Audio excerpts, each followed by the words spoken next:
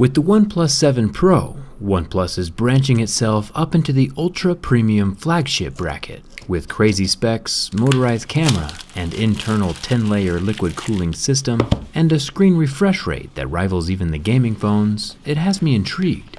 But is it durable? There's no point in buying a phone if it can't survive everyday life. OnePlus sent me the Nebula Blue version to check out. Reminds me of spotlights shining up into a foggy night sky. It's got a frosty matte glass finish. Will the OnePlus 7 be able to survive my durability tests? Only one way to find out. Let's get started.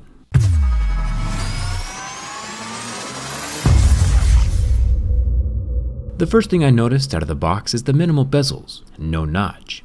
OnePlus is calling this a fluid AMOLED, and I'll get to more of that in a second. But if we take a look up here at the top, the way OnePlus managed to get rid of the notch was by moving the camera. Like literally adding a motor and moving the camera so it pops out of the phone.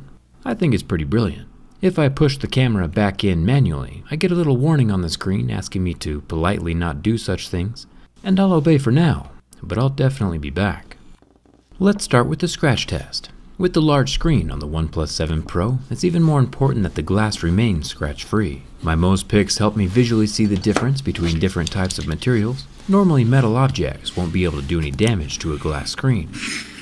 OnePlus has been nice enough to include a legit plastic screen protector on the phone.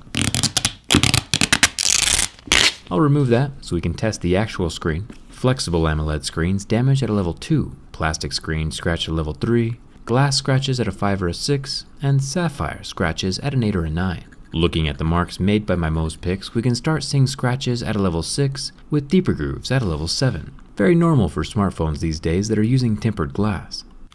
Up here at the top there is a small sliver of an earpiece. It feels like it's made from metal and sitting just below the surface of the glass. The motorized front-facing camera, which is only visible while the camera itself is enabled, pops out of the phone like a daisy in springtime. The 16 megapixel sensor is protected with a little circle of glass, which is good. It means it won't be getting itself scratched when sliding in and out of the phone. The front area surrounding the circular camera lens is made from plastic, but since it's not an essential or normally visible component, I'm not too worried about it. Just touching or tapping the camera won't make it retract. You have to apply about the same amount of force as it takes to smash a strawberry to get it to go in. The analogy might be a bit weird, but you understand where I'm coming from.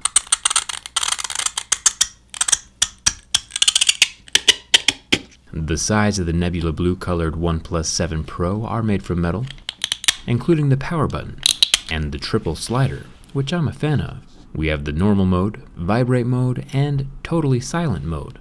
I think every phone should have a switch like this. The top of the phone exists. The surface of the mechanical camera slider is made from metal. You can see the silver glinting through after my scratches. The camera unit itself is also made from metal, minus the front plastic bit of course. Down the left side we have a metal volume rocker and more metal running down the body. Unfortunately for us though, flipping the phone over to check out the base, there is no headphone jack. The SIM card tray, USB-C and loudspeaker are all covered in metal. It has a dual SIM card tray with a slot on the front and back. Personally, I would rather have an SD card slot in here. But either way, it does have the red water-resistant ring to help keep liquid out. The back panel is covered in Gorilla Glass 5, meaning the blue color and logos are all protected against scratches, just like the front screen. On the 7 Pro, OnePlus has the perfect trifecta of cameras. A 3x telephoto zoom, 8 megapixel camera on the bottom, a 48 megapixel main camera, and an ultra wide angle 16 megapixel camera up top. It's a pretty killer camera setup, and I'm a fan of the extra features. This particular lens combination has everything. But what about the front pop-up camera? As we know, moving parts might pose a weakness down the road. OnePlus says the motor has been tested over 300,000 times, and I vote we put that to the test. Count with me now. 1, 2, 3. Just kidding. Even if we activated the camera 150 times a day, it would still take us 5 years to hit 300,000. OnePlus says that if the camera is opened and sticking up, but then slips from your hands and free falls, the camera will automatically retract in just a fraction of a second. And it looks like that is indeed the case. The distance between my camera and the desk is about 1.5 feet. and by the time the OnePlus 7 Pro hits my hand, the camera is almost fully retracted. I'd say it would have time to fully retract itself in about 2.5 feet, or 0.6 meters. It's using the internal accelerometer and gyroscope to figure this out. Let me know if you want to see a full-on real drop test of this phone down in the comments. We can check my math. It's good to see that the camera is protecting itself, like a turtle drawing its head back into its shell. The best protection against dropping, though, is not dropping it at all. One way to fix the smooth, slippery glass surface is with a textured skin from Dbrand. The hexagonal swarm skin is one of my favorites right now, but they have all kinds of colors to choose from. Even Bulletproof Banana is still there. Plus, the skins are pretty easy to change up and swap out whenever you want. I'll leave a link for you in the description. And thanks to Dbrand for sponsoring this video.